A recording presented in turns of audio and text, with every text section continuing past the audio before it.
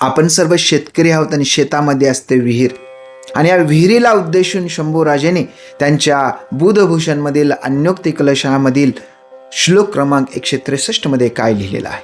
सगुणे सेवितो पांतेंतो विनिते हे प्राप्त दर्शन नीचोपी कूप सत्पात्रे जीवनार्थ समाश्रिता.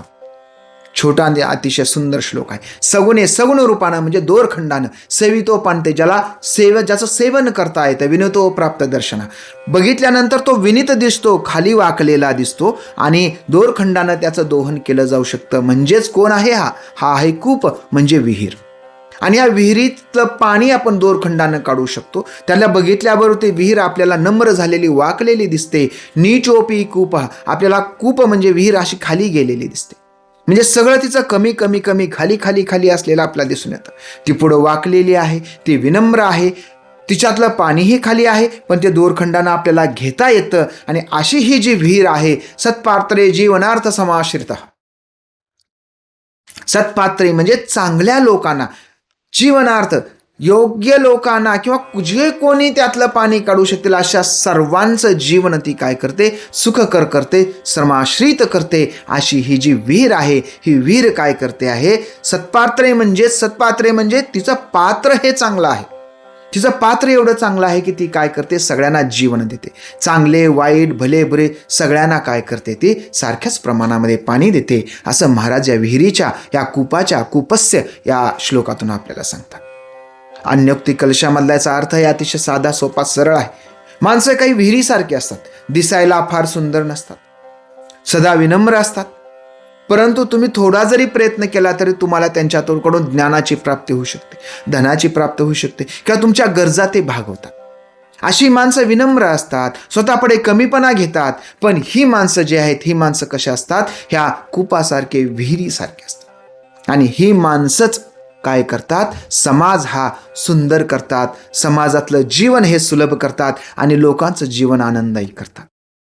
तर राजानं आपला राज्यकारभार चालवताना अशा विहिरीसारखी विनम्र असणारी ही जी माणसं आहेत, ही माणसं ओळखली पाहिजेत, त्यांना संधी दिली पाहिजे, त्यांना पुढे जाण्याचा किंवा त्यांना सहकार्य केलं पाहिजे, जेणेकरून त्यांच्या माध्यमातून अनेक लोकांचं काय होऊ शकेल?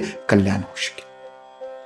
ज्याप्रमाणे महाराज राजाला उपदेश करतात, त्या पद्धतीनं एखादं संघटन चालवणाऱ्या नेत्याला, एखाद्या संघटनेच्या अध्यक्षाला किंवा एखाद्या सैन्याच्या नेत्याला सुद्धा सांगतात की अरे बाबा, तुझ्या सैन्यामध्ये जो असा एखादा व्यक्ती असेल तो स्वतःकडे कमीपणा घेतो आणि सगळ्यांचा हित करतो.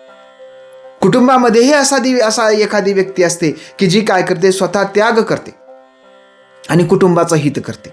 मग कुटुंबकर्त्या माणसानं अशा त्याग करणाऱ्या व्यक्तीला ओळखलं पाहिजे.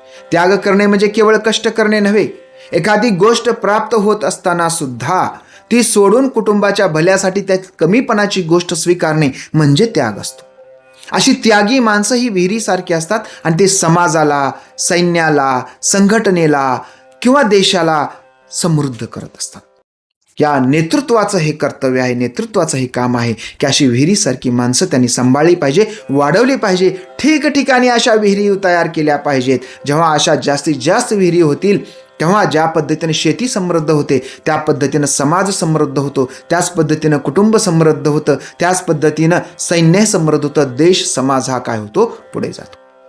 शंभूराजेंचं साहित्य अतिशय मनाला अतिशय आल्हाद देणारं आणि किती सखोल चिंतन महाराजांनी केलेलं आहे. आणि एवढ्या छोट्याशा कालावधीमध्ये त्यांना एवढा वेळ तरी कसा मिळाला असेल? अर्थातच ही त्यांना लाभलेली ही ईश्वरी प्रज्ञा आहे की काय, असा प्रश्न मनामध्ये निर्माण होतो. या प्रश्नासोबत या ठिकाणी थांबूया, भेटूया पुढच्या श्लोकामध्ये. तोपर्यंत जय शहाजी, जय जिजाऊ, जय शिवराय, जय शंभूराजे.